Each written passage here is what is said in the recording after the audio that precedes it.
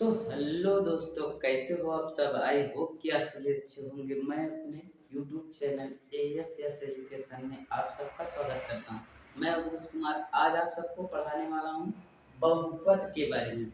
बहुपद class ninth की बात करें। क्लास आपको हमने बताया चैप्टर वाइज क्लास नाइन्थ में आज सेकेंड चैप्टर की हम बात करें। बहुपद बहुपद का जो बहुपद है हम उसी में आज आपको पढ़ाने वाले हैं। आप चैप्टर नंबर 1 आपका खत्म हो गया था, तो आज हम चैप्टर 2 बहुपद 2.1 की बात करते हैं। हम बहुपद किसे कहते हैं। तो ठीक, आप देखिए सबसे पहले क्वेश्चन उसमें दिया है निम्नलिखित व्यंजकों में से कौन कौन एक चर बहुपद है और कौन कौन नहीं है, कारण के साथ उत्तर दीजिए। तो कारण के साथ आपको उत्तर देना है कि वह एक बहुपद है या नहीं है। यदि है तो कैसे है, उसका कारण सहित आपको बताना है। तो ठीक, यहाँ 4x² माइनस 3x प्लस 7 पहली सवाल। दूसरी सवाल y² प्लस रूट में 2। तीसरी सवाल 3 under root t plus t root में 2। दूसरी सवाल y प्लस 2 बटे y। चौथी सवाल x के घाते 10 प्लस y के घाते 3 प्लस t के घाते 15 या 50। ठीक, तो यहाँ देखिए 4x² माइनस 3x प्लस 7 यह एक चर बहुपद है क्योंकि इसमें एक प्राकृतिक संख्या है। क्योंकि यह एक दो जो है एक प्राकृतिक संख्या है, इसलिए वह बहुपद है। बहुपद की जो घात होती है दो घात होगी, या फिर ऐसे ही बहुपद मतलब कि बहुत पदों में लिखा है और उसकी घातें क्या है, प्राकृतिक संख्या है। ठीक, अब इसमें देखिए y² प्लस अंडर रूट 2 बराबर, यह भी एक प्रकार से क्या है, यहाँ भी y की घात 2 है, तो यहाँ एक चर बहुपद है। यह भी एक चर बहुपद है क्योंकि इसमें भी एक प्राकृतिक संख्या आई है। और तीसरे की बात करें 3 under root t plus t root में 2, यह एक चर बहुपद नहीं है क्योंकि इसकी घात भिन्नवत है, भिन्नात्मक है। क्या है, भिन्नात्मक है कि इसकी घात जो है हम इसको रूट में जो लिखा है 1/2, तो इसको हम लिख सकते हैं कि इसके 2 के घात 1/2, तो 1/2, तो यह भी एक भिन्न के रूप में है ना, यहाँ एक भिन्न के रूप में है, तो आप इसको कह सकते हैं कि यह क्या है, भिन्नात्मक है या भिन्न के रूप में है, इसीलिए यह संख्या क्या है, यह बहुपद नहीं है। ठीक, अब हम चौथे की बात करें y प्लस 2 अपान y में यह एक चर बहुपद नहीं है क्योंकि जब आप इसको यह गुणा करेंगे तो यहाँ बटे में y बटे में आ जाएगा, तो यह भी बहुपद चर बहुपद नहीं है। ठीक, यहाँ x के घाते 10 प्लस y के घाते 3 प्लस t के घाते 50, यह एक चर बहुपद नहीं है। यह एक चर बहुपद नहीं है क्योंकि इसकी घातें क्या है, अनेक प्रकार की हैं, मतलब कि इसकी घातें अलग अलग हैं या फिर इसके घातें बहुत ज्यादा हैं, इसीलिए यह बहुपद नहीं बल्कि यह तीन चर बहुपद है। तीन चर बहुपद के मतलब कहने का इसका y के घात जो है 3 है, x के घात 10 है, t के घात 50, इसलिए यह बहुपद नहीं होकर बल्कि तीन चर बहुपद है। ठीक, तो आप इसका स्क्रीन शॉट ले लीजिए, तो हम आपको बताते हैं इसके बाद अगला क्वेश्चन। चलिए बात करते हैं। चलिए यह देखिए निम्नलिखित में से x² का गुणांक लिखिए। दूसरा हमारा क्वेश्चन दिया है कि निम्नलिखित में से x² का गुणांक लिखिए। ये जो सवाल दिया है इसमें कह रहा है कि इन सब में आप x² का गुणांक लिखिए। तो ठीक, तो पहले वाले की हम बात करते हैं। यहाँ हल देखिए पहले का, तो यहाँ देखिए कि x² का गुणांक हमारा क्या है, जो x² के आगे लिखा हो, कहाँ लिखा हो, आगे लिखा हो। ठीक, हमने बताया आपको a to z के साथ, इन सब के साथ तीन चीजें होती हैं। सबसे पहले यदि a की बात करें तो a के साथ हमेशा 1 होता है और इसके आगे प्लस होता है और इसके आगे इसके ऊपर कहने का अर्थ इसके घात जो होता है सदैव 1 होता है। ठीक, तो उसी प्रकार हम अगर बात करें यहाँ x स्क्वायर की, x स्क्वायर का गुणांक क्या है हमारा 1 है। ठीक, पहले वाले का 1 है।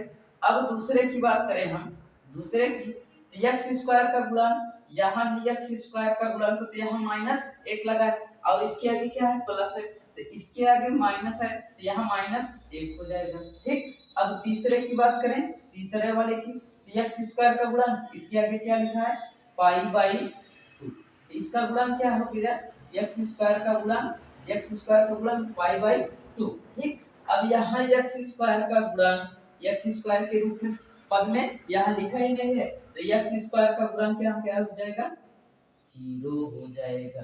ठीक, यह चौथा वाला x स्क्वायर का गुणन 0 हो जाएगा। ठीक, यहाँ 35 घात के द्विपद और 100 के घात का तीसरा क्वेश्चन है।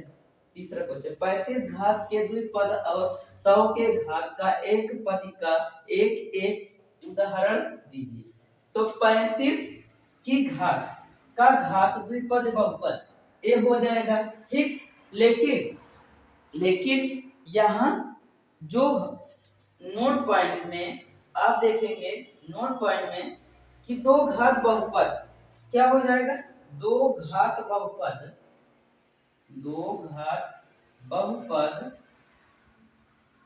हम उसे कहते हैं या घात का दो घात बहुपद का अर्थ होता है, दो घात बहुपद का अर्थ होता है कि जो व्यंजक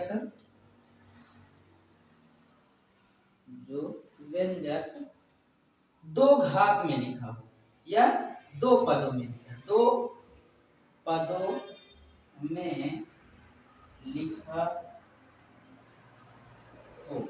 ठीक, जैसे या एज एग्जाम्पल की बात करें हम, एग्जाम्पल जैसे यहाँ देखिए, जैसे कि x प्लस 5 कामा 3a माइनस 2b कामा 3t प्लस 7 आदि। ठीक, आदि यही हमारा क्या है, दो पद बहुपद होता है, दो घात या दो घात बहुपद का अर्थ होता है कि जो व्यंजक दो पदों में लिखा हो, जैसे x प्लस 5 या 3a माइनस 2b या 3t प्लस 7 आदि। ठीक, इसके रूप में जो लिखा हो उसे हम दो घात बहुपद या दो पदी व्यंजक कहते हैं। ठीक, इसका स्क्रीनशॉट ले लीजिए तो हम आपको अगला क्वेश्चन बताते हैं। चलिए देखते हैं, निम्नलिखित बहुपद की घात ज्ञात करो। निम्नलिखित बहुपद जो दिया है आपका यहाँ पहला, दूसरा, तीसरा, चौथा। ठीक, इन सब में आपको क्या करना है, बहुपद की घात बतानी है। घात हम लेते वही हैं जो सबसे बड़े होते हैं। कहने का अर्थ इस बहुपद में 5x के घाते 3 plus 4x square plus 7x में सबसे बड़ी घात क्या है, x के घात 3 है तो इसका घात क्या हो जाएगा, यहाँ घात बराबर हो जाएगा 3। ठीक, यही उत्तर हो गया। अब दूसरे की बात करें तो यहाँ x के पद में या कुछ नहीं लिखा है तो इसका घात क्या हो जाएगा, घात बराबर 0 हो जाएगा। यहाँ देखिए, यहाँ तीसरा यहाँ इसकी घात क्या हो जाएगी, घात बराबर y की, यहाँ 4 माइनस वाई स्क्वायर है तो यहाँ घात बराबर कितना हो जाएगा 2 हो जाएगा।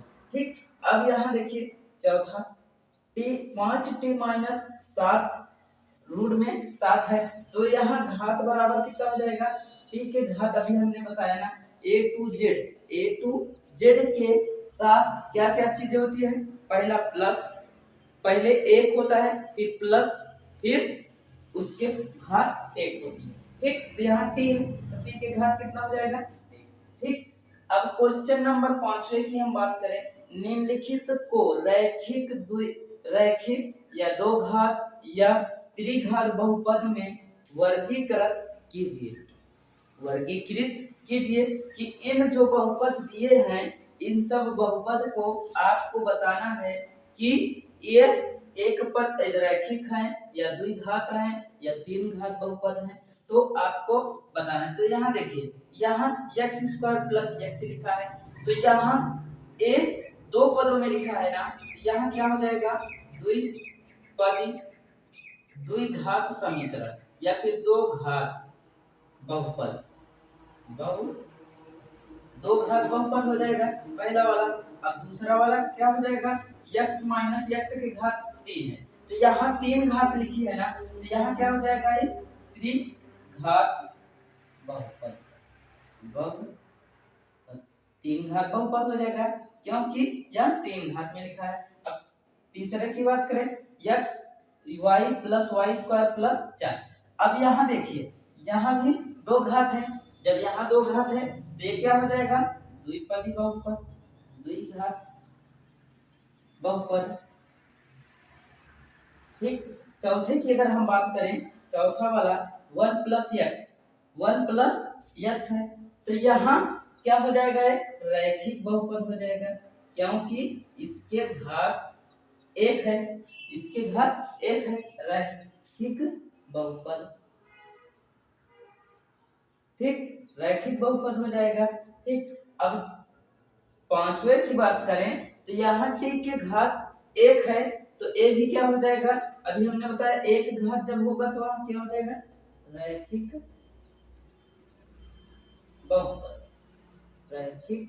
बहुपद हो जाएगा।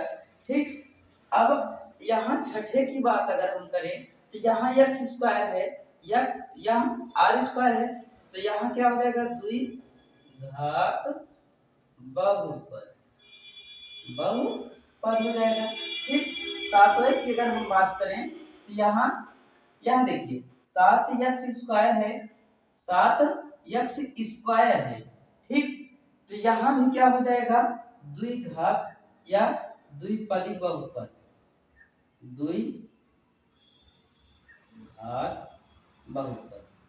या फिर आपको इसको बताना है, कमेंट बॉक्स में इसको बताना है कि यह कितनी घात है या यह कौन सा बहुपद है, इसको आप ज्ञात करके जरूर बताइएगा।